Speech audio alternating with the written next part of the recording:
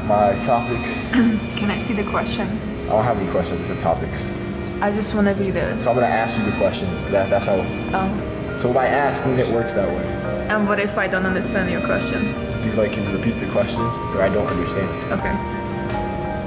You ready? Yeah. All right, better. All right. So, welcome to the PeaceBiPiece podcast. I'm your host, William Parham. PeaceBiPiece is a podcast dedicated towards mental health, self-improvement, and overall well-being. We want this to be a podcast that's entertaining for specifically Generation Z, but for all age groups and elsewhere. Like I said, I'm your host, William Parham, and I'm here with two lovely special guests today by the names of Petra. And I am Anye. Nice to meet you both. All right. So We talk like we did just like we didn't know for 30 times. for 30 minutes. For people who don't know, We've been kicking it back. Petra and Anye are two of my closest friends, and we're here to discuss men's mental health again for the second time now. Something that's not really addressed in the space, especially for, young men, and it's nice to have a young lady who can also give her opinion on it and what she thinks. So now to get started, I have a list of questions on my phone here, starting with the stigma and stereotypes. So this will be addressing the societal stigma and stereotypes around men seeking help for mental health issues. Do either of you know about any stigmas or stereotypes? Oh, for sure. Start off. What stereotypes and stigmas do you know?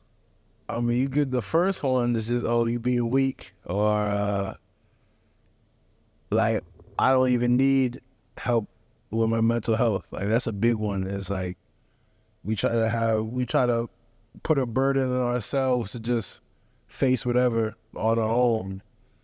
So I think that's like the major one for men's mental health is you not feeling like you should even have help or even look after your mental health. I agree. Like in the space, especially like in the workspace, no one really cares about like how men feel or like what goes on in our lives, like outside of work or just in general. Like we all have to face it. Like we have to take the full force by ourselves. Like the definition of a one-man army, like that's what people expect, or at least I think that's what I'm taking as the stigma, that we just have to carry all that weight alone. And if we ask for help, we're like shunned or like we're displeased. Yeah. Petra, what do you think? So I do kind of like agree with what you guys say, and I do see it throughout like everyone, but also, well, for us, it would be stereotype of like, yeah, we can like talk about it, and for us, it's like easier, but I don't know, like for me, especially, I kind of like grew up as in like, I'm not really like saying things about it. Like I do solve it on my own. And I don't know, like asking for help, it's kind of harder for me. So, Yeah. I don't know. Yeah, definitely like all genders are gonna experience it. Most people, that's a whole issue with mental health in general. Is that most people don't have most people don't feel like they're comfortable enough to share. But I mean, I'll speak for just my experience. I think a lot of men like almost feel like a pride in that. Like it's taking it all. Yeah, like it's like something to be like. That's the indication of your manhood, is like to not ask for help type of stuff. Like not even like, dang, I wish I could. It's like, nah, hold up, I don't even want to. Yeah, I kind of like agree with that. Like a lot of people say that men shouldn't like speak about it because you're gonna look weak, but it's not the truth. Like everyone can and should speak about it, Oh, see, I don't know. Is it not the truth though? Like we talking about like, well, you brought up in the workplace. Yeah. I think like that's a good example of like, I don't know. It's like there's a utility to not like in the workplace. You're there to get a job done. Like people don't. You know what I'm saying? Like people literally like, oh, if you're working at Burger King or whatever, Wendy's like, yo, you need to get X amount of these burgers flipped. You know what I'm saying? Like, I have you in the shift for 8 hours, and if you don't come in and do the work, or you come in late, or you, yeah, like, Yeah. I think it's just a effed up thing in society. And Not for real. It's that accountability. So they, from my experience, is like a workplace or employer expects you to do your job and put all your other world issues outside and leave them outside of work, because here you're supposed to like handle your things.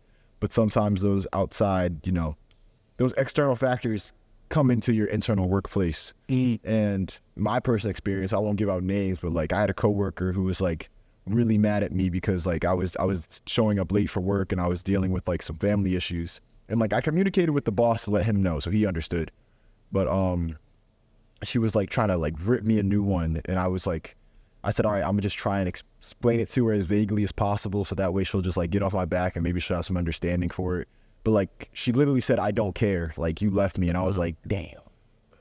And like, by the way, it's like I said, a female coworker, so I don't know if she saw that as weak or like she just was that infuriated she didn't care. But like for me to kind of at least give a glimpse what was breaking me up inside, and then for someone else to say like they just don't care, that's like, that was all the more reason for me to like stay to myself, because I'm like, yeah, clearly no one cares about my problems, so they're my problems, let me handle them. I know. I mean, I told her to mind her business afterwards. Like, if you don't care, just mind your business. yeah, like you just get defensive. Yeah, I got I had to keep, keep it that formal. Keep it formal. I couldn't curse her out or nothing, but like, so what was this person like? Was they like, were they like a coworker? Like, yeah, coworker, a superior? Or no. Like, if anything, I was like, I don't like using that title, but like, I had been working in the company longer than she had. So like at the time I was the oldest working member for like the senior member position. Yeah. And so the fact like I was, during the school year, I was taking the harder shifts. Like I was taking the 7 a.m. shifts to like 1 or 2 p.m. shifts, because then I had to go straight to class afterwards. And I'd be like burnt out from working all day, then going to class. And then meanwhile, like they normally come in the afternoon or evenings, like showing up at 12 or showing up at like 2 or 3 p.m. So it's like you do your classwork first, then you go to work. Totally different vibe than going to work and then going to class. Like imagine having an exam right after a shift of work. Yeah.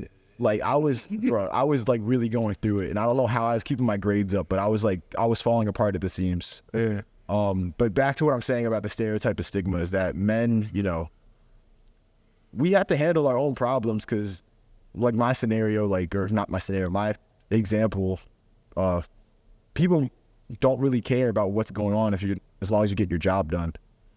I swear, like a dude could be like a mass murderer and like, no one would know, but if he's doing his job right, no one's gonna give him shit for it.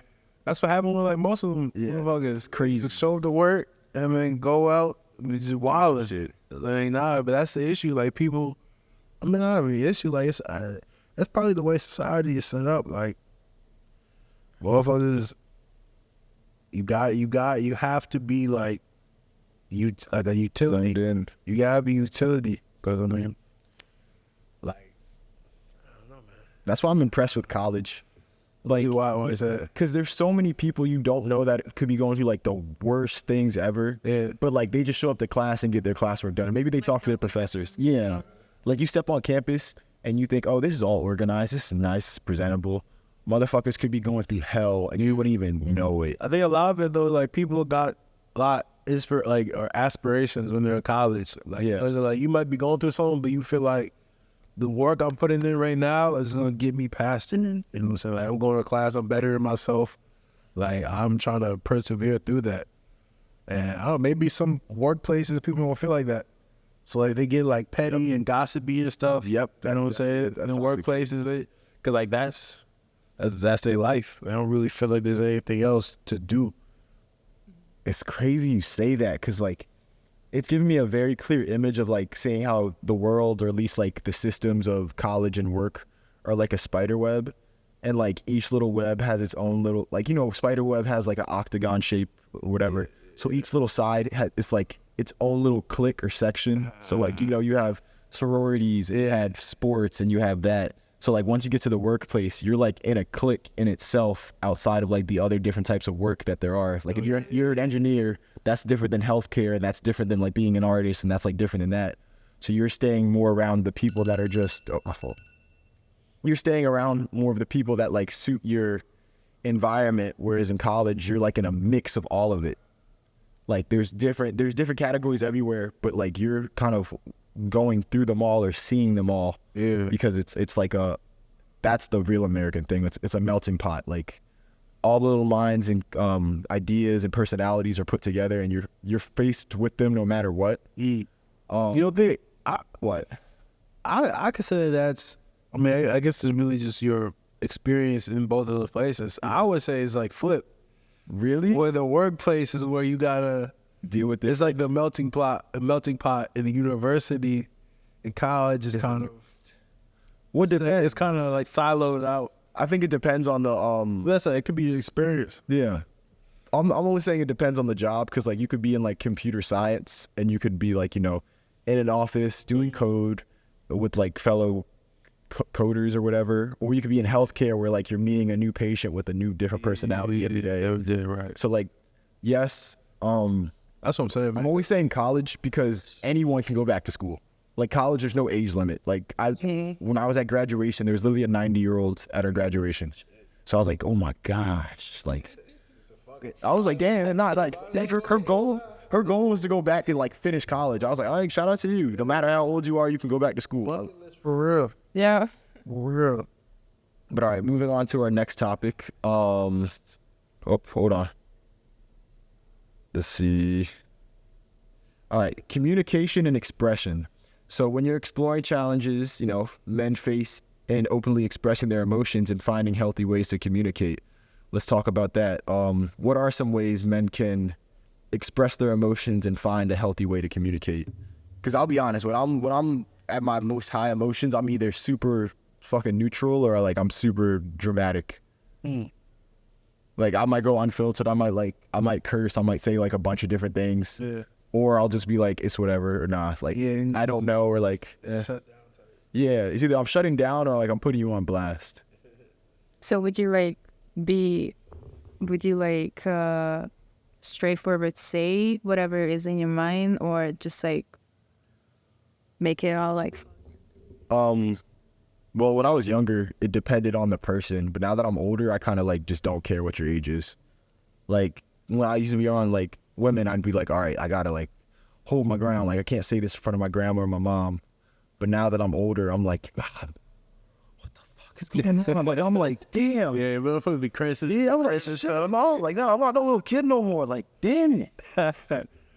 I think like it's gotta be like an in between. You know what I'm saying? Yeah. I was like having that.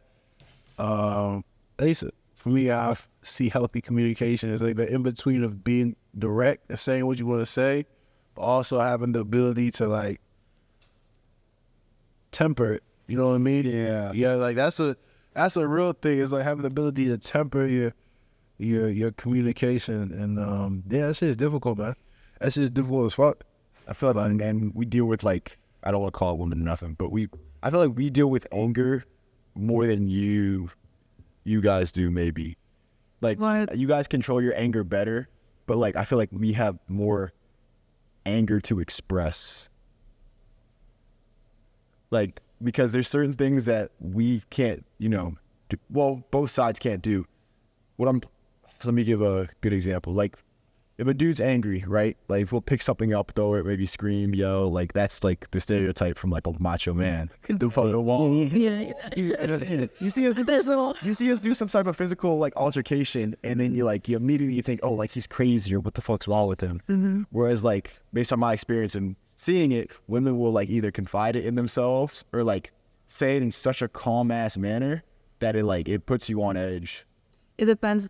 It basically like depends on the person. Like I did see girls who would be like the sort of like the man thing, like punching and then screaming and be like, like what the fuck, what, like, you know, just like being angry and like being like saying all those words they usually don't say it when you're happy. But also there are the people who just like would be like, I don't know, like some shit happened. Let's say, I don't know, you did your exam and then the professor would be like, yeah, I'm not gonna give you an A, you're gonna get a C. And you'll be like, and then yeah, you kind of like press it down because it's not kind of like the main kind of how would you say it, main well, not and then problem, like it's not your main problem in your life. So yeah, this is what it happened. It's in a fast move on. The main problem. But yeah, we do take it well. I mean, yeah, maybe I can say we I say women take it better. I'll be honest. would do. I think the issue is, I think we just got that hidden shit, all that physical. The issue is that shit comes from like an adult. All right, yeah. It's not like talk. If you sit and you like talk to somebody, or you can like have effective communication with someone, you're not gonna be so inclined to like hit shit. You want to be like, oh wow, like that's because like it's like, oh, I don't got none. I don't have any other way to express or like get out what I'm feeling. So it's belligerent. Sometimes I feel like it's words aren't enough to express how we feel. Like maybe we don't have the right selective word choice to say what we have to say, or like how to express what's going on with us. That's real. Like that's real. For instance, like in like for male athletes who play sports, like sometimes like, you know, just hitting someone, like not like technically hitting someone like on the field or something, like that contact. Within the rules, it's like a way of like relieving stress, or like, you know, kind of getting through what we're trying to say, like, or how you know someone's having a bad day. Like this is like, I don't know where I heard this shit. I mean, there's so much can fact check this when they watch the podcast. Yeah. But like, there's like a difference between the male and the female brain. Yes. In terms of like hormones, in terms of just like how we perceive and like communicate things. And like, I think one of that is like not being so inclined to like use words to communicate our feelings. You know what I mean? Like, but using like actions more so. Right. So like, you know, playing football, playing lacrosse, like both of us, we played contact sports. Giving that exertion out. Like I'm never mad after a game unless you lose. No. You feel great. Like, you after practice, I'm too tired to be mad, bro. It's like, but this shit, give me the ice bath. I'm chilling. I ain't worried about the next day. That's what I'll be thinking. Like during like conditioning weeks, I'll be like, yeah, I ain't gonna be mad. I just gotta pray I make it through tomorrow. Yeah. But that's real. Like that physical assertion, that shit is, if it's directed into like it can be beneficial for your own mental health. Like, you know, channel it the right. Channel it, but if you channel it just belligerently and like that's what can lead to abuse too. When people channel their anger and emotions to people around them, that leads to abuse. But when you channel it into something that can be positive, that help you and express yourself, that's shit that people don't even think about. You know what I'm saying? You just feel that emotion, you're like, man, fuck. And as opposed to like, hold up, let me think about my reaction to what's going on. Well, yeah, like that.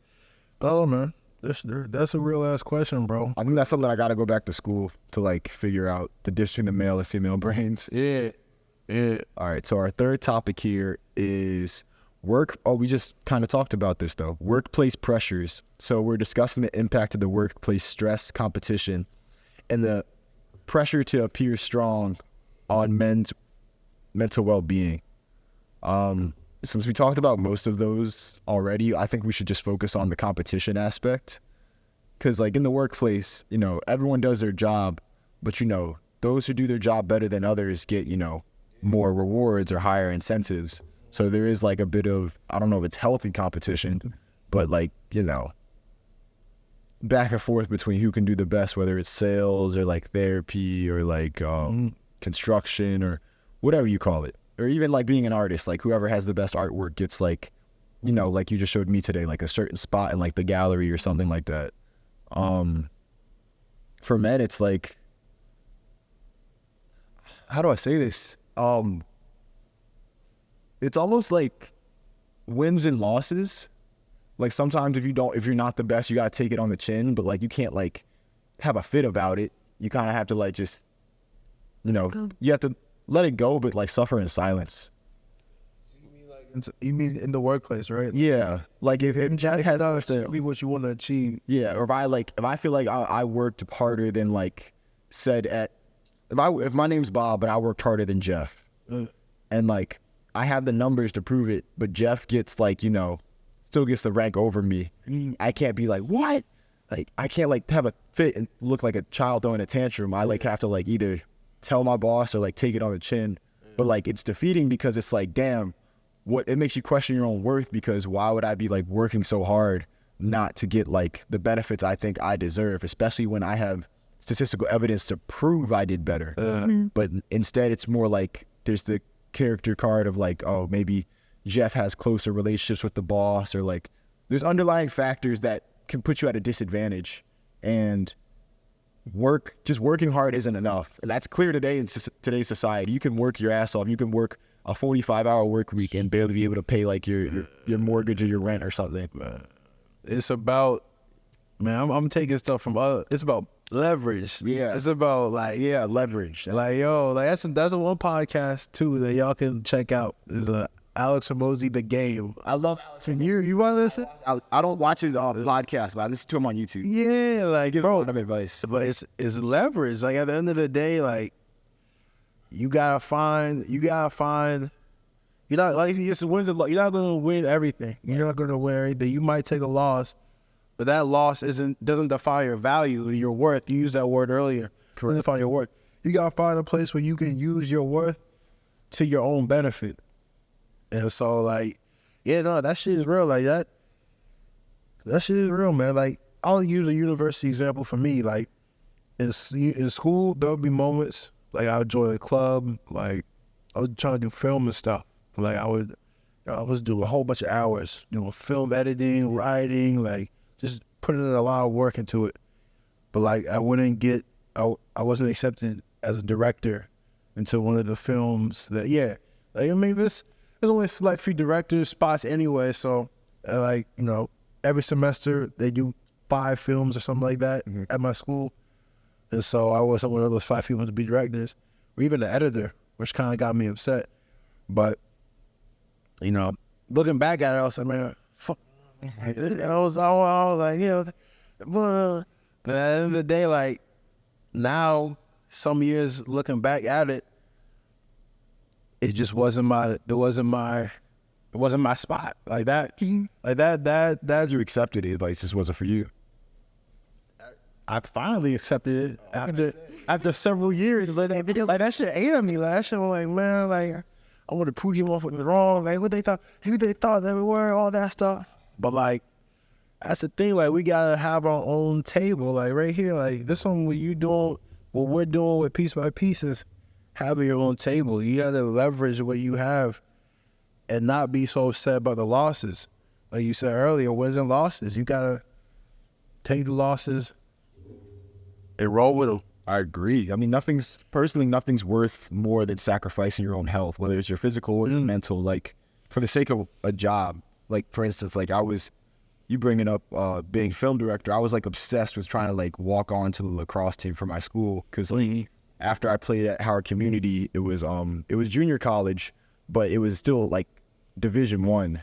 So like after playing with the boys and like hanging out with some of them and like really like going to practice with them and like giving my best, I was telling myself like, yeah, if I can like stick with them and like I can do this, I definitely think I could at least walk on to Division I. Maybe not earn any money, but like shit, I could be on the sidelines and go hard and practice. Like, all I need is a shot.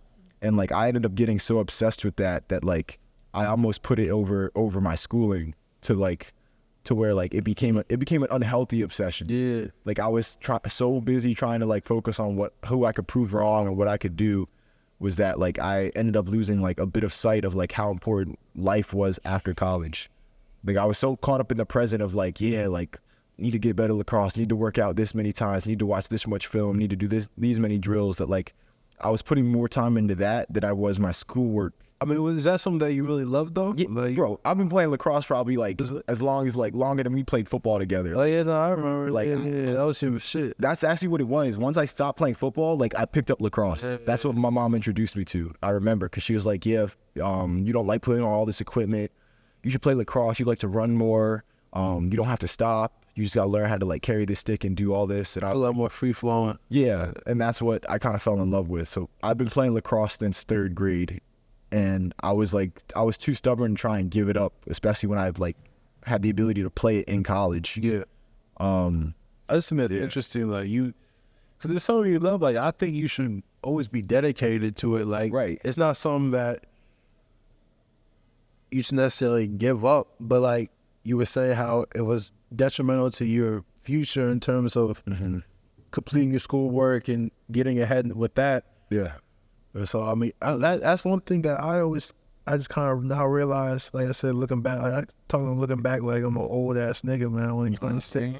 I'm only like 26, but like looking back, like you really realize like, motherfucker's not that old when you like 18, 19, 20, 21. You still like, what the fuck going on? You're Yeah, and you still like, what the heck? So You feel old, but you're not. yeah, you really not. But like, so my point is like, bro, like you could have always, you didn't like lacrosse isn't only played at Division I schools, like the one school you were going to. Like it was like you could have still. I'm just saying, like looking back, you could have still like did my schoolwork, play lacrosse on the side. You know what I'm saying? Finish my schoolwork, go. There's probably a lacrosse league like down the street you can sign up for and play. So this is how I can break that down. Like, But like, I like you probably would just, it was just so upsetting. Like, man, it was upsetting. I was but obsessed about this shit. That's how I felt about the film stuff too. Like, I was obsessed. Like, there's a culture that comes with like the Division I lacrosse, specifically lacrosse. So like, it's not like basketball or football where like you and your boys can go to the field and like play pickup and like practice and do all that. Like, okay, so lacrosse is like, it's still a little, even though it's an old ass game, it's still developing, it's still new. yeah, It's like there's organized men's league you have to get into, and even during that time, like you have to fight for a spot to like get on the field because you know they play subs and they go like 15 minutes, so like your reps are timed. It's still organized to an extent, but then when you come for Division I lacrosse, that's like the pinnacle where it's like you have the practice, the workouts, the team bonding, the school like charities, like all the events you have to do, and then you get academic help as well. Like you have your own like tutoring center, so like athletes have access to tutoring centers, to tutors, and like I started school with that. So when I lost that, like it really threw me off because like I had no tutors or help anymore. And HCC did a great job because like their tutoring center, I was there like literally right after practice. Like I told them I was on the team. They said that's fine, we'll schedule something in for you. Even my professors like will let you take your exams after practice or before. You just let me know and talk to your coach. And at my first school at Marymount, athletes had priorities on classes.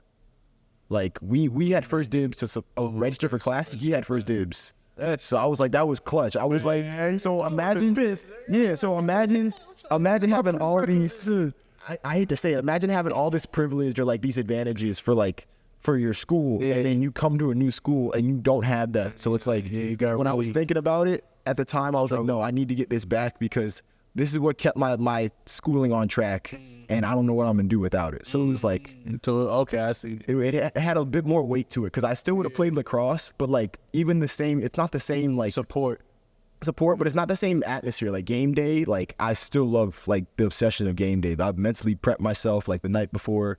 Make sure I got 8 hours of rest. Like I'd like get an hour warm up in before game day, and like you hit the field and there's people cheering for you, and it's like there's nothing that replaces that like that game environment, and like that's what I was craving.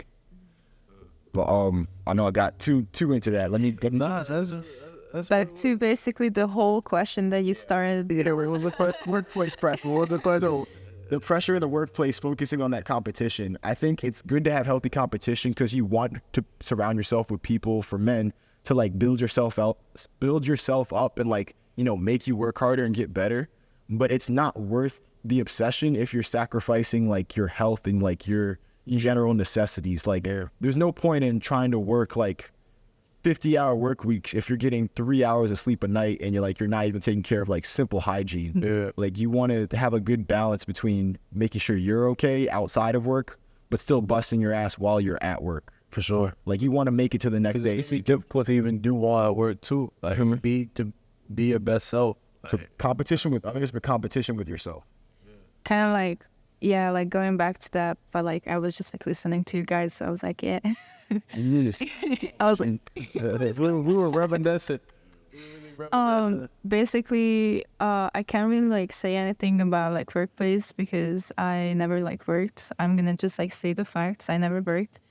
But for like college, it is about competition. It's like all about that, and it doesn't matter what major you are in. For example, for us artists, it's even harder, but for other people, could be even harder, you know.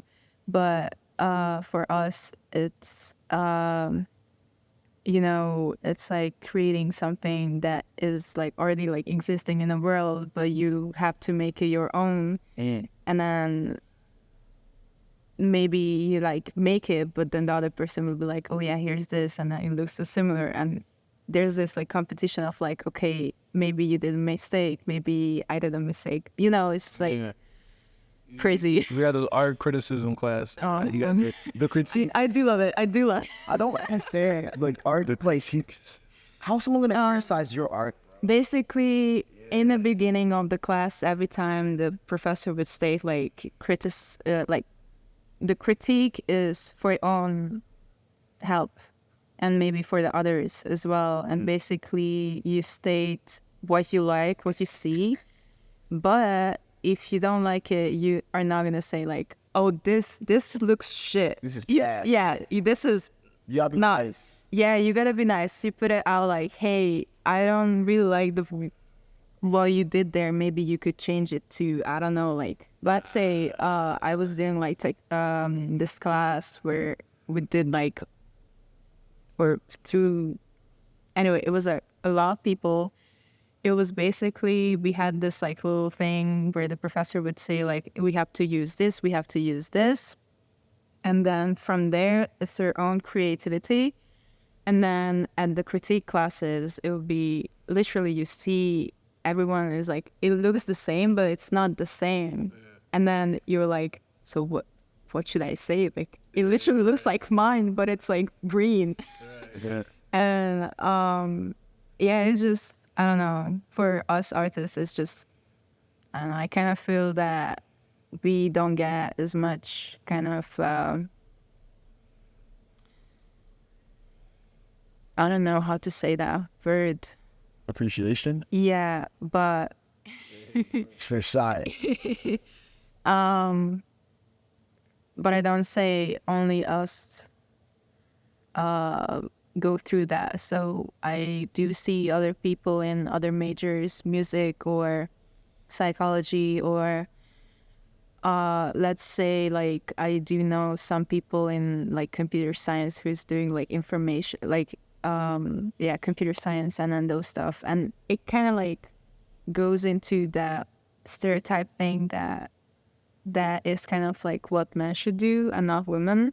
And then I don't know, computer science? Well, computer science or like biology or whatever, like kind of like going to like maybe being like doctor or something. Right. Like there's more men doctors than women, right? I don't know the facts, but it's just like what I see is it's hard for people to be strong in some specific parts in life because let's say it goes more into like, oh, because it's kind of like a man job, you should act like that. Or maybe I just heard this from someone that being an artist is too feminine, and I was like, that's not true. Like, I literally see people who are not women. What's your definition of an artist? I think that also plays into it. Like it could be music, it could be singing, it could be painting, it could be like videos. I would say all kind of like a fine arts. So it's like all visual arts, music, theater, Yeah. So that's just like person, like people. Basically, Yeah, like that's just like expression of just being a person. I don't think that's like that can be brought down to a gender. That's so weird. Yeah, whoever said that, like, go eat a popsicle. But yeah, I do see that. I don't know. It's just people just like stereotype things on like majors, and then you should act like that. No, you shouldn't. Wait. so do you think that, like, in terms, because you were saying earlier how like in terms of the competition we were talking about in art, you think that there's a lot of competition in it, or there's like not a lot in terms of like making art? Because part of me, I feel like it would be a lot. There's a lot. It's really, really something that will weigh on you is to measure yourself up against your peers and people, even if it's like, oh, I'm doing the same thing, but it's green. Like, you look like, dang, maybe I should have made this green. You know what I'm saying? Yeah, there are those like thoughts of like, oh, what if that person job is better? What if like work, as in like the piece, not work.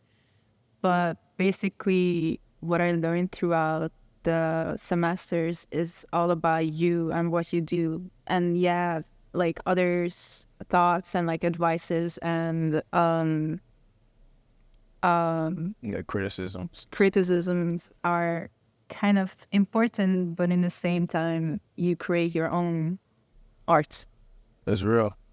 That's real. So, We might have to do a whole episode on art. oh yeah. We did one on music therapy. I feel like I'm not doing art. Nah, that's tough.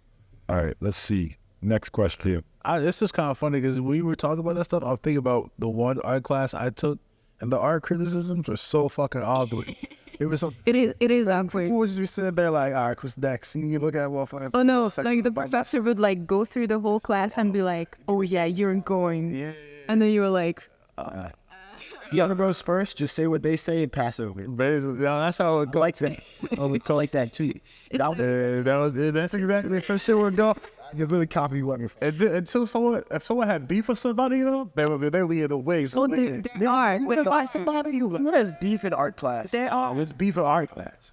Oh, there are. For sure. There have been people like, I don't know, these people would be like picking on little things. Like I had this for my critique, like people would like create like, oh, it's not in English. Because I did like a project that was like half English and half Hungarian. And I literally stated to the whole class, like, you are not going to understand maybe the half of it. And then, oh yeah, it's like, oh, what? It's not English. I'm like, well, good to know. I definitely said like it's not going to be English. But I did like this other thing. I kind of like, sorry that I'm like going away from the question, but I really like to bring in kind of like the culture, like other language. And the professor was kind of like, okay, you can do that. We can go through it. You can do that. And then I literally, when we did like the critique, I would be like, yeah, like on a, like, this is English. That's Hungarian. I literally looked at the person, that's Hungarian. And then, I don't know, there was like a little like, summary about something, and I would read it out like, oh, this is in Hungarian, let me read it out. And then Hungarian and then English, as in like, you know, being nice, explaining things. They should have appreciated it. The art class is crazy, but I'm happy that you're surviving. Art itself is like defeats the purpose. Yeah. Let's get into a next question for. All right, so for men's mental health, now we'll be talking about relationships. Thank you, and loneliness. So examining how societal expectations around masculinity can affect men's abilities to form and maintain meaningful relationships, leading to feelings of isolation. So I guess the question I'm asking is That's a good one. How do you feel about, you know, the societal standard around masculinity and how that affects, you know, forming relationships? Yeah. I mean, that shit makes it so You know, or I don't know. I'm just like, when I ask, like, what do you mean by, like, as in, like, the masculinity, like, what specific? So like how's being like so macho affecting the bond like in a relationship? Like, you know, where there's dudes who are like a bit too masculine, or like they do they do too much. How do you feel like they're they do too much? How do you think how do you think that affects their relationships? Well, to that kind of, like, topic, I would say there's no, like, specific thing that a man should be all just masculine, and a woman should be all, like, feminine. yeah. It's like in between, like, you can have both. I mean, not like can, basically you have both. And it depends what to cover, you know? It's like, I don't know, for me, I hear that I'm kind of like stating facts, like I'm direct, I'm saying things, I do think about it, and then after that I say it, of course, but I do like say like, hey, this is not right, I don't like it, and maybe we should talk about it. Say, I don't know. But for example, feminine would be, for me, it's like not stating the fact and maybe going around the bush and being nice and like, you know, like maybe just like pointing at it, but not saying that it's your fault, and, you know. Yeah, we gotta define these words and shit. Yeah, I mean, to me, how I see it is, definitely like, every person has, you know, masculine and feminine, but it's like, which ones do you prioritize in how you like problem solve and how you interact with people? Use more. Yeah. Which one do you feel more comfortable in? Yeah. Like, you know what I'm saying? Some people just are comfortable in their feminine. Some people are comfortable in their masculine. So, yeah, like, I don't know. And I think with people who identify as men, those are people that are more comfortable in their masculine and using their masculine, you know, side to navigate the world. And like, I don't know how I would even, I guess describing how I would define masculine is somebody who is like, like kind of what you were saying, like a direction, like very direct, a direction. And then I would see feminine as like supportive. Yeah. You know what I'm saying? So it's, cause like, how I feel sometimes is I feel like, this ties into your question about relationships, is like, I'm like impatient and want to get stuff done. Like, you want to go like, yeah, you want to go. You don't really have time to even consider like supporting yourself, supporting others. You just like, I want to get stuff done. Like that's like my mindset is like, yo, we gotta get stuff done. And so like that, in terms of relationships, like that just really makes it difficult to form like a intimate bond, because you're not really exploring how you can support each other. You just kind of, you know. It kind of like, oh God, there was this word. You do speak it in Hungarian. We'll translate it. Google Translate. Basically, it's just like, not like missed on it, like, or missed out. It's just like kind of like both of the parties know about it, but you don't take it on. Wait, no, let me rephrase that. You got something, Will? Yeah, I'm waiting. I'm waiting to finish. I have my answer, but I'm gonna wait till you guys finish. No, it's okay. You can. Okay, so based on like in terms of for men's mental health, for relationships and the role of masculinity, I feel like to balance it out, both sides, specifically men, you can't be too, you know, in your frame, so to speak, of being masculine, meaning all the time. I was thinking back towards this book I read, like The Way of the Superior Man. It mentioned like, you know, balancing out energies, but it's more so just reading the room of being masculine and being feminine. You kind of have to trade off with one another in a relationship. Like there's moments where the woman has to be, since you said we'll use direct to define masculine and supportive to define feminine. In a relationship, you can't have, you know, the man be direct all the time and the woman just be supportive all the time, because then that way it's not, you know, balanced, because someone isn't getting their needs met. So that way roles need to switch, whereas the woman, you know, has to have some balance in being direct, and then the man at times needs to be supportive. So it just all depends on like the scenario in the room, or it depends on like the situation itself. Like if the man is skilled at one job, yes, he can be more like direct in terms of it because he has the skill and experience. He's more confident. So it's all right for the woman to be supportive in that, you know, respect. And then vice versa. If the woman has more experience in said field, the man needs to be more supportive in that respect. And I feel like that's how the best relationships work in families, because specifically military. Yeah, I was just looking. It's like, I'm glad I didn't pick up on that. Yeah. Specifically military, like when you're, you know, in a military household, and let's say like only one, you know, parent is military and the other isn't.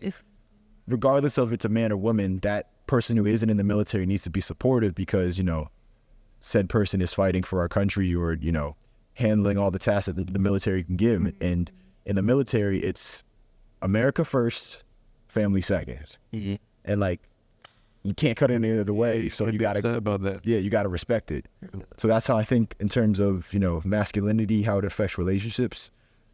Like Anye said, you can't be too direct. You can't be direct all the time.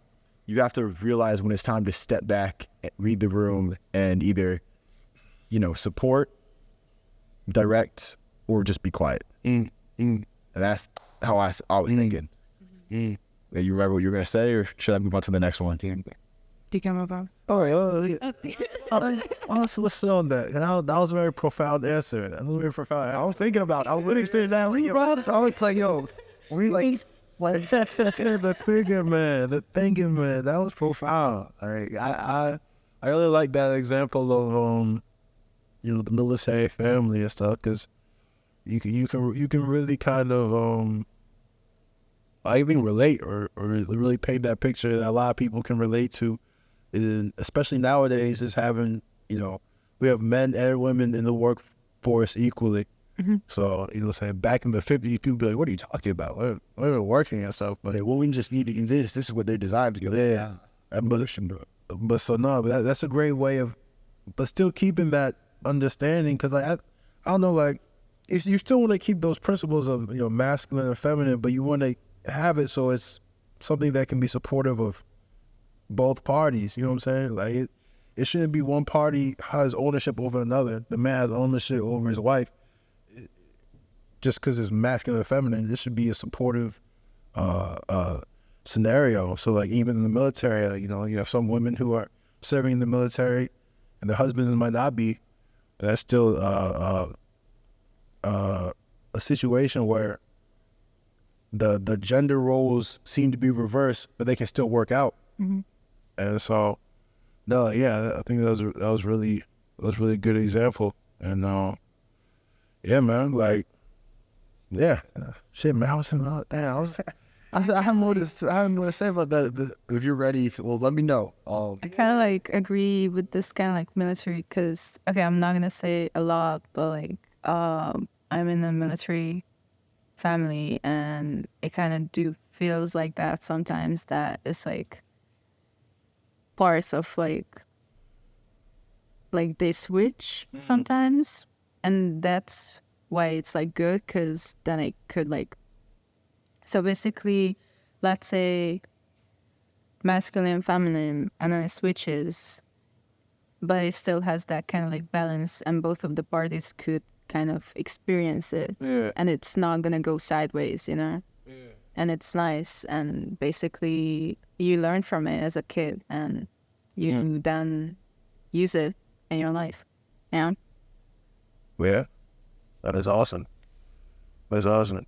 Yeah, I think hopefully that's something that, like, you know, like, you know what I'm saying? Like, there are two camps, kind of in our like culture now. Like, we talking about 2023. You got the people, the conservatives, like, man, anti-woke, like, oh man, we gotta go back to the 1940s, make America great again, all that crap. And new traditional people, and then you got like coming from the college campus. Like I went to a very liberal college, like extremely liberal college. So All of why. and you got, I did, bro. All right. Talk to my parents about. I'm about to say, no, you bro. That don't seem like. Talk to them folks about that. Seem like you. Nah, but it's like so I went to there. So one side is super like rigid on the gender roles. Another side is like there's no gender roles whatsoever. Like you know what I'm saying? Like I feel like we gotta find a way to Balance. like synthesize those two positions because both of them are kind of not realistic in how the real world is. On one side, like they want to go back to the prehistoric age. And even back then, it wasn't really like that. That's just their conception for freaking watching Mad Men and shit like that. And then so like that's like you know what I'm saying. So I think it's important that we try to synthesize those two positions and like really come to a real understanding, and not just have these stupid culture wars. You know what I'm saying? Yeah, because we're forever growing, and I feel like it's been 3 or 4 years since like the LGBT community has been like really established. Like that's still a new thing. Like Mainstream. we did not have that. We did not have that at all. That really is the past. I say since 2015. 15. Okay. I say like 2015 because I'm gonna tell a personal experience. Like my freshman year of college, there was a lot of strife in, especially the Black community. I mean, the community that I was most familiar with. It probably was in other communities as well, but like just a simple thing of like changing the name, a name of an event. If an event had a gender name to it, like you know, people in my class, like 2015, were like, yeah, we should, you know, do away with that. And the people like a year or two older than us had a completely different mindset. Like, what do you mean? Like, Nah. like literally, the change is like Night and day. Drastic. is drastic from our year to a year or two above us. Yeah. So that's what I'm saying. Like, the LGBTQ movement really mainstream, I think, around like the mid-10s. Okay. And so Damn. Now that you it's still new. That's still very new.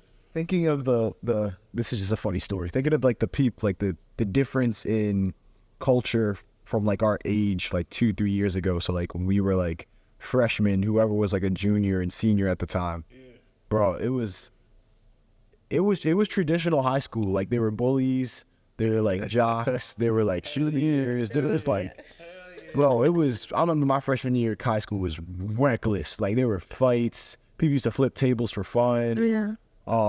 Just to throw people in trash cans. Like it was crazy. And then once I got to my senior year of high school, Yeah, I can imagine. once I got to my senior year of high school, everything like really calmed down. Like the freshmen were cool with the seniors were cool with like everyone. There was no bullying. Yeah. Like if anything, schools had beef with other schools. Yeah. Like it wasn't like inner turmoil within the school. It was like, oh, you're from, I went to Long Reach. It was like, oh, you went to Howard? Oh, like, yeah, we don't like, I mean, it's always been like that, but like now it's only that. Yeah. So it's definitely, we're simmering down. But picking up our next topic, this helps out very much. Identity and self-worth. So for masculinity, how traditional notions of masculinity might influence a man's sense of self-worth and identity. So I definitely, best example I can give for this is like, you know, when your boys try to peer pressure you into doing something, or like you do an action that isn't fitting of a man, and like, come on, be a man, or like grow a pair, or like, you know, that sense of self-worth, getting that approval from like your other peers who appear masculine, or like you see as like masculine, like how that affects your own well-being and how you look at things. So how do you, I guess the question I'm trying to ask is, how do you feel about today's masculinity affecting or influencing like one's self-worth? I think you made a great kind of gesture to really affecting your behavior. Yeah. You know what I'm saying? That's the first thing. Like, it affects your behavior, and how you interpret your behavior. Like, do I really want to do this? Or I really not? Is this who I am? Like that. Yeah. That messes up with your self-worth. Makes you question. It makes you question, like, what does it mean? Like, am I good enough? Yeah. To be who I am? Trust, right? For me, I mean, I can't speak for every man, but like, I never cared what other people thought of me as like masculine. I always did what like just felt right to do. Yeah. Like if I wanted to put on some lotion that smelled good, I'd put on some lotion that smelled good. Like, so that's So lavender, yeah, pomegranates. yeah. So like growing up in like middle school, people would like clown you for wearing pink, saying like, "Why are you wearing girls' colors?" Like that used to be a thing. You used to be a clown for wearing pink. Yeah, but like at that point, I'm like, damn, like they probably still do, but like you 12 years at that point, like I look, I'm like, you just a kid, like Right. say, But it's just those little things like that like affect you when you're older. Because like now That's true. men wear pink, there's an excuse behind it. Like That's true. real men wear pink, or like breast cancer awareness, or like I've never heard a dude say, you know what to say? Barbie. Barbie. Oh yeah. I've never heard a dude say ever in my life, I'm wearing pink because I think it's cool. Yeah. There's always been an excuse behind it. So I think like it's just like it's either some insecurity or just some defense mechanism that we have when it comes to like identifying ourselves as a man, because we think we're not going to get the benefits like a man has. Another example I want to put out here is like the Fast and Furious movies. Like when you see like Vin Diesel or like Dwayne Johnson, you think those are like, oh, those are super cool macho men, like muscles, like cars, fighting, tats, all that. When like in reality, like, so you would do, if you don't do what they're doing, you wouldn't think you're a man. Right. If I don't like working on cars and shit. Yeah. Like they stick up for, I think men nowadays, it's like, if I don't have a supercar or like a smoking hot chick, or like if I don't have like, raging muscles, like I'm not a man. And I feel like if anything, me personally, being a man's doing what like you want to do, staying confident and not like giving a fuck about it. Like I'm gonna be like, if I think That's accurate.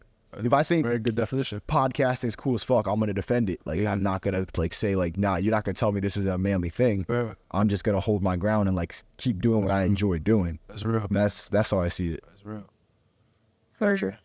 Us kind of like women, I would say, like growing up, I did hear about like people, or like from people, that if you wear like boys' clothes, you're like why aren't you wearing pink? Like you're a girl, like wear a dress, wear something like.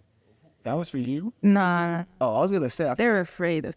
I feel like women get away with a lot of like, you guys get away with a lot of manly stuff. Like, you know how you guys can wear like guys' clothes and like it looks cool, like the oversized fits and everything. Yeah, we can't do that. You can't see a dude pulling up a skirt.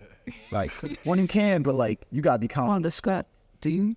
No, I would wear a kilt. Oh, he said it's a kilt, nigga. It's a kilt. Not about the kilt. Not no damn skirt. I rock a kilt. For girl. But that's the thing. Like it's so cultural though. Yeah, you know what I mean. Like somebody could be wearing something that literally looks like a dress, and if they're from like I don't know, Papua New Guinea or something, like that's just their culture. Yeah, like. But it also goes into like fashion and everything nowadays. Like it's just like cool, something cool. So you're wearing a dress, but basically going back to this kind of like girls should wear only girl clothes. So like doing everything that like back in kind of like Hungary, in like middle school and high school, it was like all about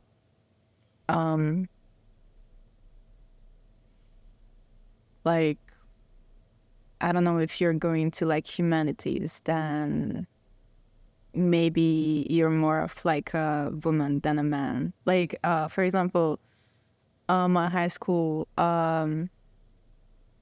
program was kind of like humanities, so it's like literature, languages, whatever. I have no idea anymore. Neat. Elementary school. It's good. What about that? You were saying that like this is in elementary school. Not let me say middle school or middle school. Middle school and then high school. Okay, never mind. Elementary was Southern process. Elementary was Like nice. humanities in elementary. I was about to say like, damn, education sucks. That is like a 4-word syllable in fucking humanity. Now we reading out just sentences. Yeah, I was saying one fish, two fish. Quite like nah. I was really. That's why I really was trying to listen, just like think. Like, did she really just say elementary school with a minute in this? No.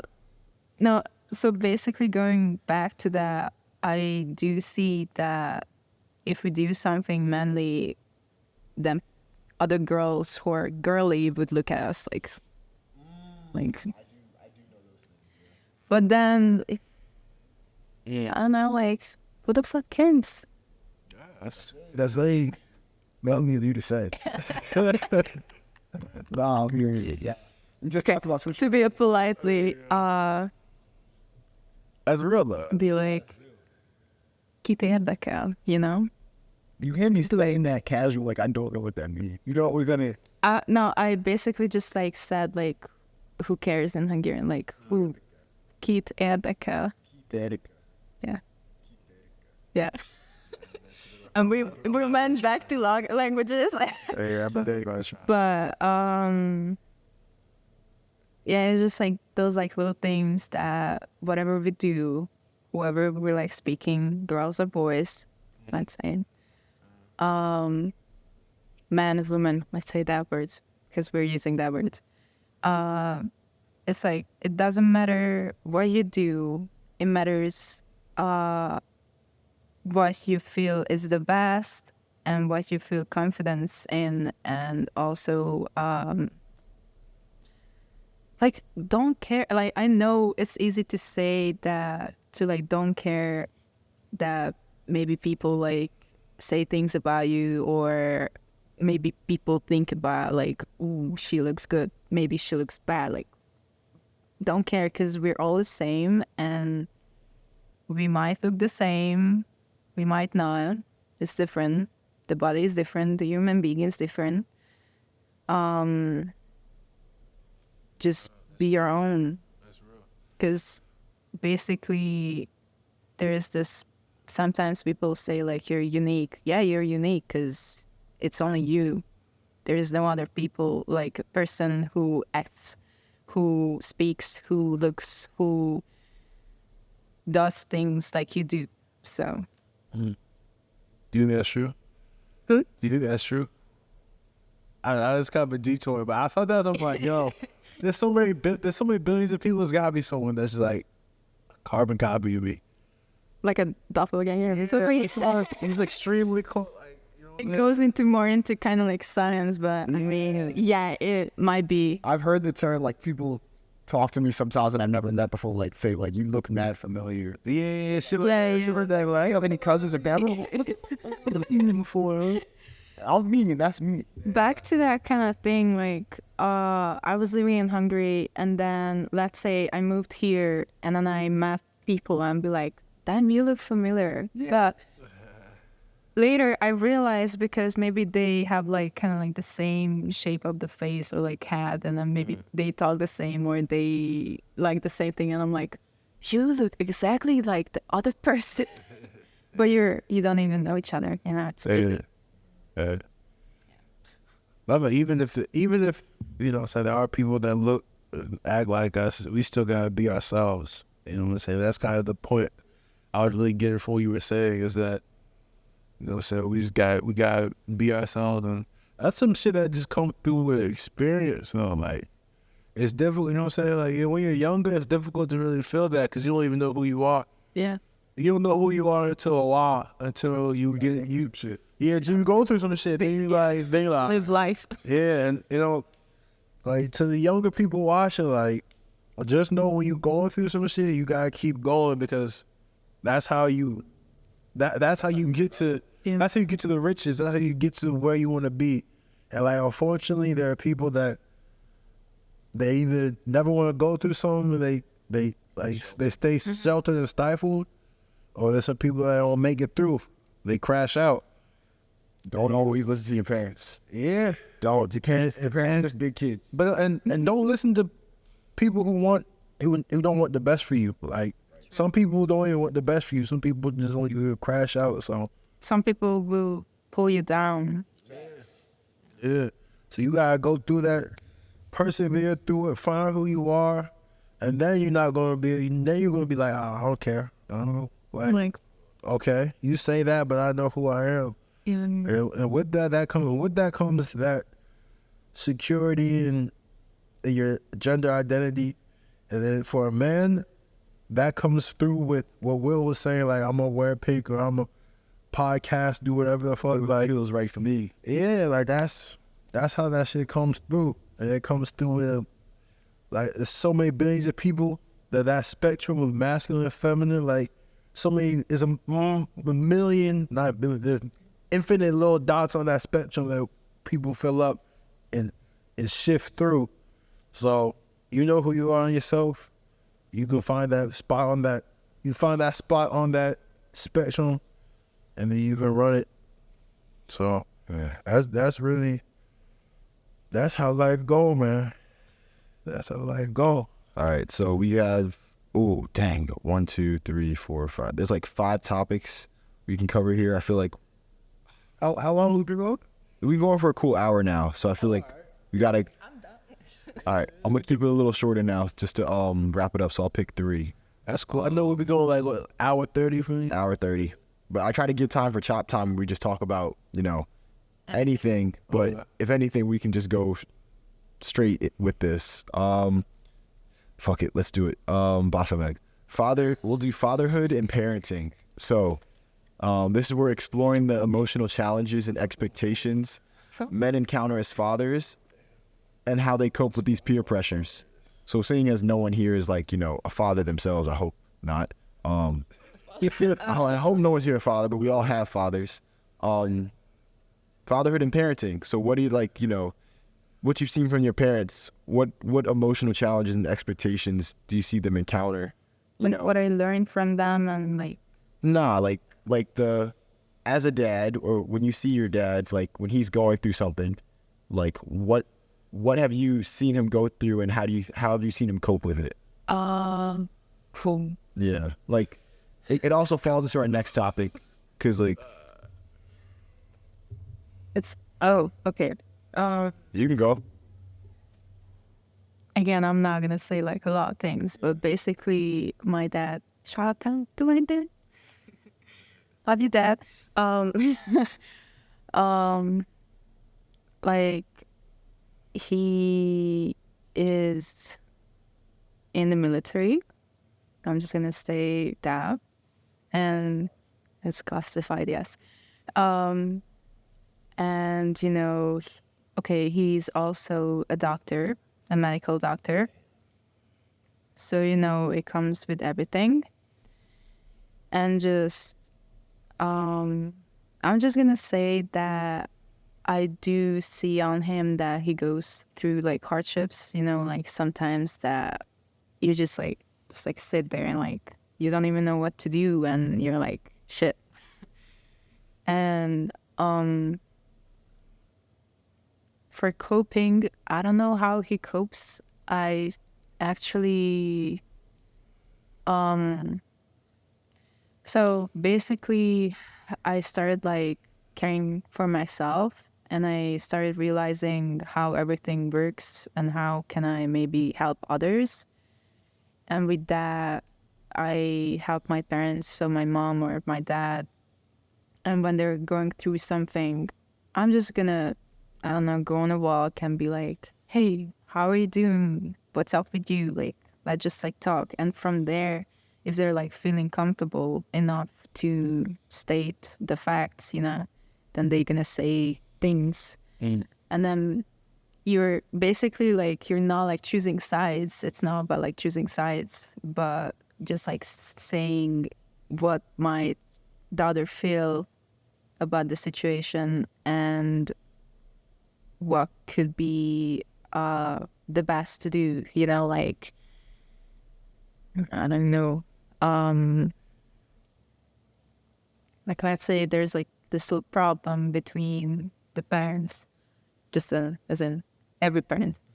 And then one of them goes to you and says like, hey, this is what's up. I don't like this. I don't like that. And you're like sitting there like, I didn't marry you. I'm your kid. Like, what do you want from me? But at the same time, you do want to help. And you're like, okay, look, I know both of you.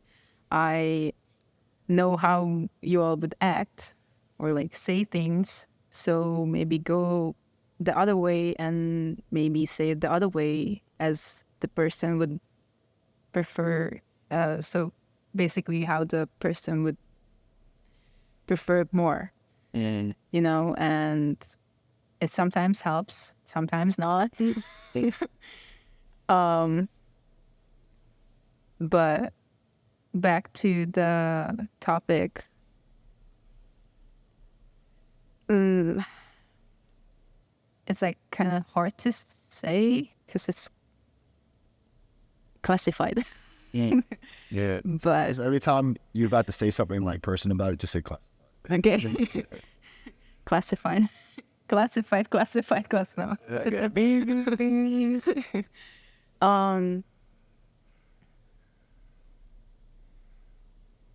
Yeah, just No, that was good. I mean, I think you have a very different maybe just what I'm getting at from that answer, a different relationship with your parents and your father specifically than I do. Yeah, like I don't know. My parents don't speak to me about like their relationship or what they're going through. You know what I'm saying? Their ups, their highs, their lows. Like I don't. So I really don't have that ability to like be a mediator like that. And it's always good to be one because it's also their kid, and you're like, damn. yeah, Yeah, that's me. I'm just saying from what you've observed. for what I've observed. Yeah, but I mean, I think, you know, for what I've observed is my father, he worked in like the civil service, like you know, in like government jobs in the state, and specifically in Baltimore. So like, you know what I'm saying? He sees some crazy stuff, man, and it's like child protective services. Oh, just So yeah, like it's the worst of the worst, like situations with families breaking. So it's like, I don't know, that type of stuff is I feel like bro just got like numb to it or something. Like, you know, we just don't really talk about that type of stuff. Like, yeah, it's just kind of like the situation. Like you see it all the time, every day. It's like you know what I'm saying. You don't really have even the language to talk about it. You just trying to get through it. So yeah, like I don't know, man. It's difficult stuff. It's difficult stuff, especially when like especially when there's like a lot of poverty and like violence. You know what I'm saying? Like when you have that situation that's around you, around your family, like you're not really able to, I think, have a constructive you're not really have a constructive relationship in a sense. I don't know if that's the right word to use, but you know, it's a lot of pressure. Like in terms of how you see your parents cope with parenting, and you know, maybe specifically how your father does. Like it's a lot of pressure to be a man. You're supposed to like I said, have a direction. You're supposed to you know what I'm saying? Like, yeah, you're supposed to lead.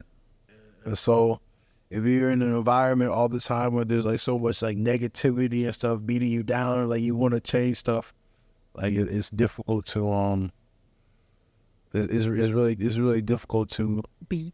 Yeah, to just be your fullest self, to be your fullest self, and that you feel like you gotta like just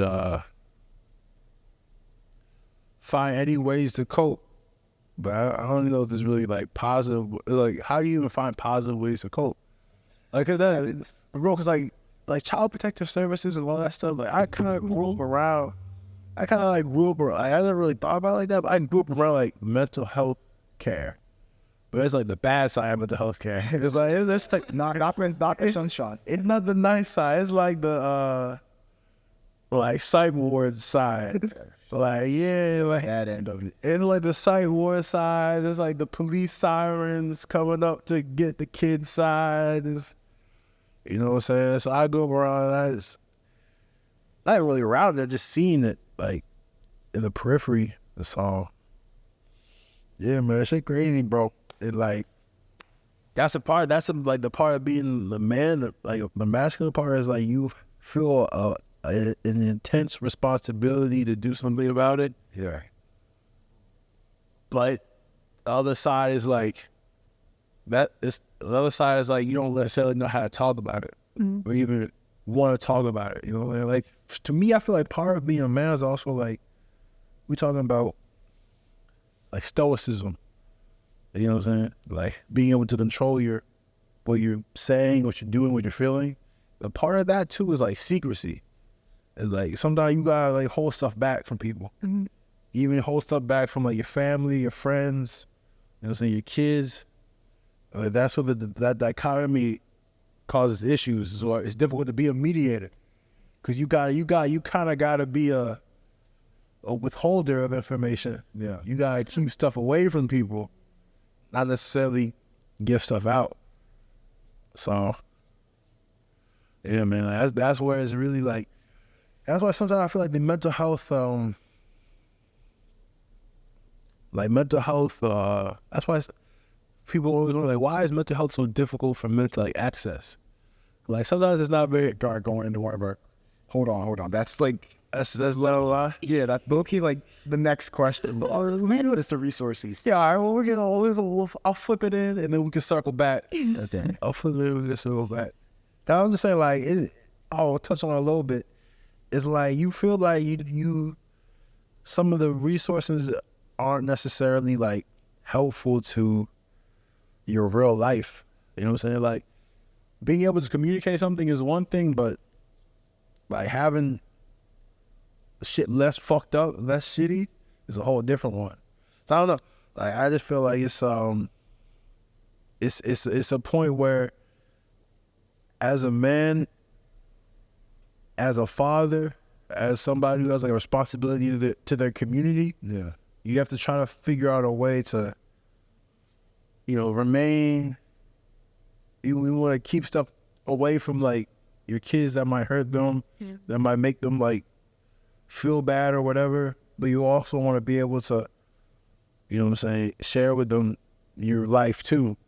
So it's really, that's not just women, that's, you know, also women feel that way as well. It's like how much you share with people that you find close, you know. I don't have the answer to that. So that's just something we'll leave up. We'll leave up to the next generations, to William and if he doesn't get it, the next generation will try. I have a good sense of it. So for fatherhood in terms of men's mental health, you know, the father, as we're going back to masculinity, is to, you know, be more direct, and that's more than just, you know, giving direction. Giving direction, but also guiding direction. So like for the younger, you know, kids or his children, like he's, you know, supposed to protect them but also guide them in a way. And I feel like the best way to cope, at least, you know, with the struggles or even like the highs and lows of fatherhood, even though I'm not a father here, but like my dad got like, you know, him and my mom split early age, so I still have a good glimpse, and I've noticed how he's coped is like he would like, you know, he would talk to me one-on-one, but if he got into an argument like with my mom, they would like go separate ways. So rather than that, I feel like if anything, for the fathers out there, this possibility, try practicing on your sons, just communicating like what's going on and like how you're feeling. Because, you know, when you stay all silent and don't tell anyone or keep it confided, you become bitter, and like you might not realize it, but that actually affects your relationship with your significant other, your wife, and those around you. I've realized like when my dad did that, he was like, you know, if he was cut off to himself, people were very distant from him until he cooled down. And it's like the problem was never solved. It was just like how do I say this? You put a bug in a jar and then you lift the jar back up once the bug stops flying. You'll pick up and fly again. A terrible analogy. No, I don't like that. Like for fathers, I think that one. The best way for the fathers to cope is to kind of just, you know, communicate. Just keep practicing on that communication, whether it's good or bad. Like you're not going to be successful. You might not even get your point across, but it's just like, say something so, you know, those in your life, if anything, your kids will understand what you're dealing with. So that way it's like they can help, or everyone can understand what's going on. So like if my dad communicated earlier, and we all knew what was going on, we'd either know how to give him space or maybe we'd provide a possible solution. Yeah. I've definitely had to step in a couple of times when he's been in arguments and like, you know, give my advice and my spiel, or like stick up for my dad when I feel like he's getting ganged up on. Yeah. But now that leads into our next question. Damn, that's real, man. Well, hold on. I just want to say one thing. Like, yo, I think I'll be a good dad, but then I'll probably be a terrible dad sometimes. Nah, man. I'll be reckless. The fact that you doing this pod, like the fact that you are aware enough of this type of shit is the first step. Like, cause I still got a fun side, bro. Like me and my son or daughter were getting to some fuck shit. yeah. Nah, I Like the wife would be pissed when we come home. you probably be skateboarding. You buy a little daughter, little son, little skateboard. Y'all be skateboarding the time. We're gonna go down 1 years old. This shit. I'm like, we're not even down the hill. You can go down there. You make it out. You can come back and chill. If you don't fall, just don't tell mom. You aspiring. Yes, type shit. Falling into the next one. You mentioned it earlier. Access to resources for men's mental health. So addressing the barriers men might face in accessing mental health resources and support. We'll discuss ways to overcome that, but also mentioning substance abuse and coping mechanisms again. Yeah. So discussing how some men might turn to substances or other unhealthy coping mechanisms to deal with their emotions. Let's just start with access to resources to get it out the way, though. So for men, there's different forms of therapy, whether it's music, whether it's like, you know, gym, whether it's, you know, online or just like simple expression. Getting access, I mean, nowadays shouldn't be that hard. You got the damn internet, so you can literally like Google like where to get help. But I feel like it all starts with just communicating with yourself what you need. So like, write it down, like what do you think you're doing wrong, or like ask yourself, how could I fix this, or what's the problem that needs to be fixed. So the structure I'm trying to say is here, get like a whiteboard, a piece of paper, write down all your problems on one thing, and then write down all your problems on one side, and then on the other side all you got to put is yes or no in terms of, can I fix this myself, or can I fix this myself, or do I need help? So like you can fix it yourself, circle it yes, but if you can't fix it, hit no. And I think those problems are the ones that you need to go search out for help for. Yeah. Meaning you need like a third party or like a second party or something. And, you know, take it that way. Other than that, internet's there for you, man. That's a good one. Thank you. I have a question though about like the internet stuff. Y'all, so you know what I'm saying, you're kind of familiar with the healthcare industry and shit. Yeah. How do you feel about telehealth? Like No. like teletherapy and shit like that. Unless it's like on like this, It's like Skype. It's like Skyping for you know your therapist. And then basically, oh, your elbow hurts. Oh, here you go. Yeah. It's I don't like it for physical therapy, but I do like it for like Mental health. mental health. Like I use it. Like I use BetterHelp, and like I can't talk about it because like I'd be breaking terms of service. But it's great for me. Me and my it's not classified. That's no, it's secret. I know they need a sponsorship first. I know, but that we never do. All I know is all this therapy has definitely been convenient and nice because, you know, sometimes traveling and like to a therapist stresses me out all the much more because I'm like, damn, I'm wasting gas. Yeah, and I'm about to pay the money, and I'm about to just, you know, I don't know, but to me, it like goes up for me. I don't like that. I don't know. I don't. It's like a nice FaceTime call. But I personally couldn't do it. I fuck with. To me, it's like going to a therapist. Like I want to have that, you know, that office, that privacy, the room. Yeah, it's just like laying there. yeah. Basically, I can sit there and just be like, here we go. I used to do that. Yeah, but if I'm on FaceTime, I'm like I'm in my element that's fucking me up. You know what I mean? Like I want to kind of go to a place where it's like, all right, restart, reset. Well, they suggest you go to a quiet place. They always suggest go to like a quiet, calm place that's like, you know, not going to stress you out or gives you privacy that one-on-one. So whether it's your car or like a bathroom or like, if you get internet in the forest, by all means, Yeah, that'd be tough. Tough as that. So that's just how I like it, because it's like convenient. It's like remote, pretty much. But I really want to get into this next one. This one I'm excited for. The substance abuse and the coping mechanisms for men. I feel like men have it worse than, you can hate me here, I think men have it worse than women in terms of abuse, substance abuse and coping mechanisms. It's probably statistically, Because I can name all the things that are just in like, I could probably pull that bitch up right now. you go for it. I can name all the things that are in the streaming space that, men are suffering by because, we don't have that same, gratification.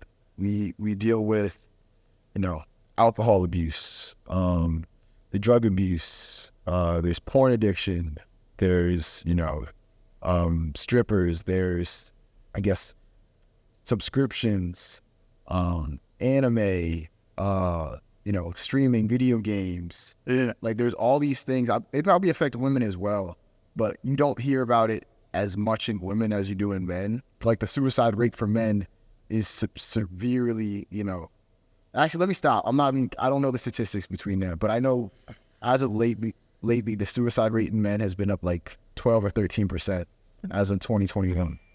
And that's from depression alone. Yeah. So just to figure that out and to find that like that issue at hand is, what are some coping mechanisms you guys have heard of? It can be positive or negative. Ah, man.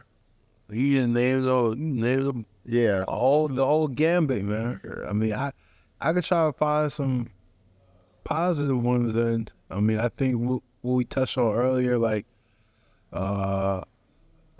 athletics, like, physical activity is one of them. I think, the arts is another one.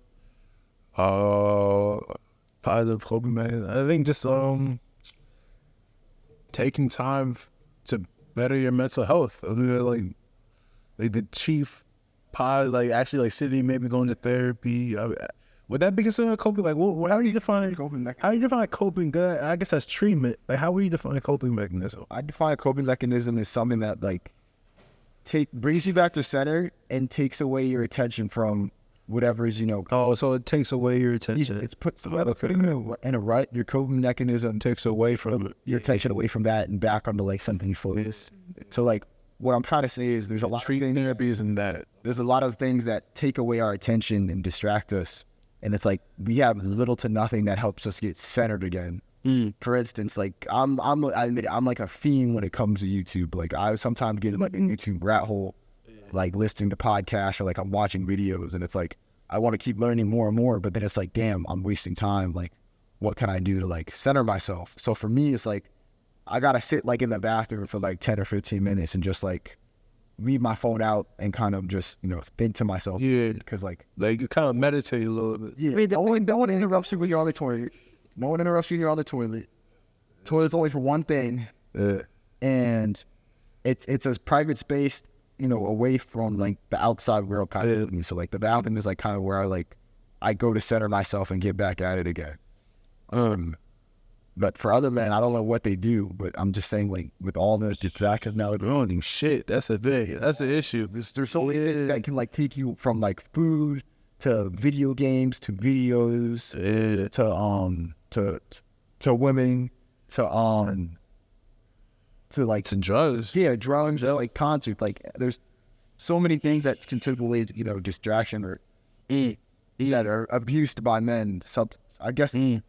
So, yeah, those are all. I feel like substances. Those are considered. I mean, I think to me it's like you gotta cope because it's like you gotta keep going. Like the next day's coming. Like the next round, the next year. Because when you're about to get hit, you're not getting that positive reinforcement. It's like, why continue? You gotta find something. You gotta find. Yeah. No, and I think that's a lot of men. A lot of men don't get that positive reinforcement. They don't. Sir. You. If you do, it's very sporadic. Yeah, that's right. Athletes can, do so well because like the game itself, I feel like is very reinforced. I score a touchdown. Yeah, I make a point. It's self-reinforced.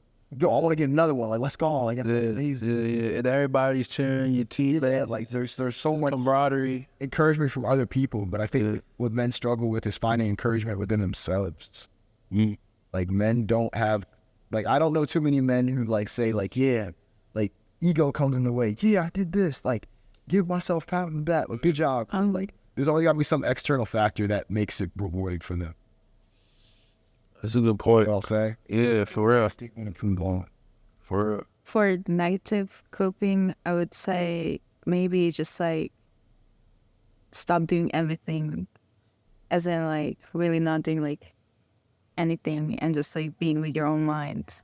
That kind of like fucks you over too. You just like super depressed almost in terms of negative, like just kind of Like, okay, let's say you did everything, maybe what Will mentioned, and then you just like stop at time, and then you get that you, like, let's say to the next week, you're like, oh my God, I just want to do this. But like, you're like, no, no, no. And then it kind of like gets you. And then after that, your thoughts, after that. You said that's negative? Well, just like in low parts, like how to. Okay, some people might say it's not negative, but I would say like, not even to me, but let's say just as in a whole, if I would stop everything and maybe do other things, okay, I'm gonna get myself busy, but at the same time, maybe I get bored and it's just not gonna work, and I want to go back to the old thing, but I'm like, no, probably I shouldn't, and it kind of like fucks you over. If you know what I mean. Kind of.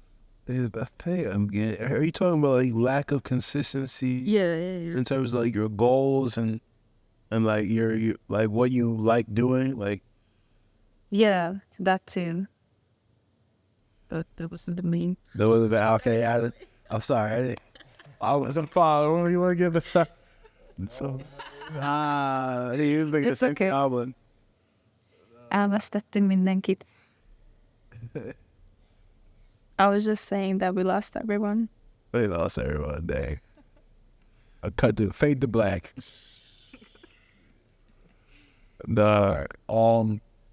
We have one more topic to get into. We can either do that last topic or we can do chop time. Which one do you guys prefer? What's the last topic? Last topic is, I believe it's cultural and ethnic identities. Yeah, cultural and ethnic perspectives, examining how cultural and ethnic backgrounds can intersect with men's mental health experiences. That's a good one. I think we kind of, you sort of touched on it. I think it's a little cutthroat. Like, for instance, I can't fully speak on it because, you know, I'm not indulged in it, but like Asian culture, like back then, traditionally, you could only have like one girl. Like, that kind of makes you like already have like, you know, a negative viewpoint on women because it's like, oh, we can only have one. Yeah. So if we want another one, we gotta pick between her like you're already becoming selective with, you know, the female gender. It's like, I think was it cause like utility, like, or it's because like you wanted more sons because you wanted them to like To work. while also like achieve more shit. Like, Yeah. back then, like women literally couldn't do anything. Like, that was Asian culture back then, to my knowledge, it was traditional roles of like support and direct. And women could only support. Yeah. So you wanted more sons to like fight. Yeah. So I feel like that right there could, you know, kind of set the tone for men, because you know how they say racism isn't like inherited, it's taught. Yeah. For men in like Asian cultures, it's like saying like, you know, putting your perspective of women only have this purpose, when it's possible they could like, you don't know, they could be like, they could be a mystery box. You don't know what like surprise or what skill they could have that like you wouldn't expect. And then like this shit pisses me off, because then you got shit like the Olympics and you're like, damn, like Serena Williams, GOAT. Like Simone Biles, GOAT. Megan Rapinoe, GOAT. Like, come on now. Well, unfortunately, like women athletes don't get the same. They don't get the same attention They as don't men. get the same support and even They don't. I really don't understand it fully. The only thing that growing up that I understood was that men's sports were more dynamic than women's. That was the only difference I could see growing I up. feel like it literally is only for like. Like in terms of athleticism, it was like men's with like seeing dudes dunk in the NBA. I was That's like, the thing. It's just basketball. Like if you talk about football. All right, soccer. you talking about soccer? Like you see Ronaldo like jump 10 feet in the air, or like Messi do some crazy move and But I feel snap like some ankles. but their skills, like women's soccer, the skills are much more transferable. Yeah, they work better together. Yeah, like if you were like nice as hell on women, like what's her name, Reese James or whatever. Yeah, Like she could play against men and still be nice as hell. yeah, So that's true. That's true. I think, but it's only basketball. There's like a seismic difference. Like That's true. women's tennis. Women's tennis. Yeah, I think women run tennis. I don't be supporting the men. Like, I'm not going to U.S. Open. Like golf. Yeah, I think. Yeah, I'm glad you said that. Just basketball. It's really just like basketball. I mean, I don't want to be discriminate. I don't want to discriminate here, but like, I feel like if they just lower the hoops, maybe like a foot, and when women just start. Everybody can feel it sound. That's I take a disrespect. I feel like. I mean, I'm only saying because like women can't jump as high as men. Would you compare the WNBA to the NBA? But So like, if they lowered the hoops, like it'd make it like, yeah, it'd be crazy. But then We'll see. that's really how it. That's me personally. I'll be like seeing dunks. Windmills. Dunk on somebody. If I see like a woman get dunked on, I will be at a lot of WNBA. So Brittany Griner. Yeah, let's just slam that shit. Tom all that. Yeah. But all right, now we can. I think we're finished with topics. Now we can get to chop time. We were just chopping. We were. I felt it. So for those who don't know, Chop Time is a part of the podcast where we chop it up and talk about anything for like 5-10 minutes. This is not even a part of mental health now. This is just, a free for all, a fun little excerpt we like to have closing out. But also before we start Chop Time, please give us a like, follow, and subscribe. YouTube, Rumble, let's see, Twitter, Instagram is coming soon, and TikTok, at PeaceBiPiece, so PeaceBiPiece, so little play on words there. And please also, if you can't give us a like or subscribe, give us a comment. Let us know how we're doing. Let us know what topics need to be touched. What do y'all think about? Yeah, what you think about it, like what you don't think about, what you don't like. Like, we look for that feedback interaction because it helps us give a sense of whether we're talking about the right things or not, or if we need to adjust the way we're talking, or, figure it out on our own, because we're helping each other out here. We're trying to be that, that conduit for you all, but we got to get some energy back so we can understand what we're putting out. But now, time for PeaceBiPiece. Sorry, time for Chop Time. Kicking it off now. Anything you guys want to talk about? Shit, man. I'm hungry as shit, yeah. That's me hungry. Yeah. I low-key am. Let's talk about food, bro. Food's got mad expensive. Jesus Christ. Food is not. Don't like going out. Going out to eat is expensive. Yo, y'all remember when eggs were like $7 or something? Yeah, I didn't buy. I almost contemplated buying a chicken. Yeah, last year? I almost bought a chicken. For real? I almost thought to just start. I was looking at the laws in Maryland for owning a chicken. But I heard chickens are dirty as hell, so I said nah. Okay, man. I'm putting that bitch in the goddamn forest myself. I'm gonna go walk in there and take the eggs. Like, all right, see you in a couple of days, Wolfo. Man. Yeah, that's one was crazy. Man, It's crazy how the most essential foods go up the highest in prices. yeah. Like, what do you think of? Like milk, It's like everything: sugar, milk, bread. bread. Why can't you make like, I don't know, like ice cream go up? Like take the food that America Nobody's fucking eating. No, everyone's buying. So Yeah. take the food America eats the most that's like unhealthy for you and rack the price up on that. Yeah. I guarantee like we'd probably be a healthier country for like a month. But you see, like they gotta make money across the world. That's true. And they're like, all right, it's just Americans eating double chip Personally, $1 menu. You know what I'm saying? Ain't no more dollar menu. That's all I'm saying. Bro, for real. Make it a $10 menu. I guarantee no one's buying that McDonald's. Guarantee everyone's going to the grocery store. That shit was my go-to. The little you get the 2 McDoubles for like $3 and shit. I love that. After like middle school, bro. Damn, you just You call me little boy. I'm not a big bro. This is why you don't say anything. Sure, you leave McDonald's, nigga? Nah, it was literally, I watched a Kobe Bryant interview. Like, Kobe was talking, rest in peace, Kobe, by the way.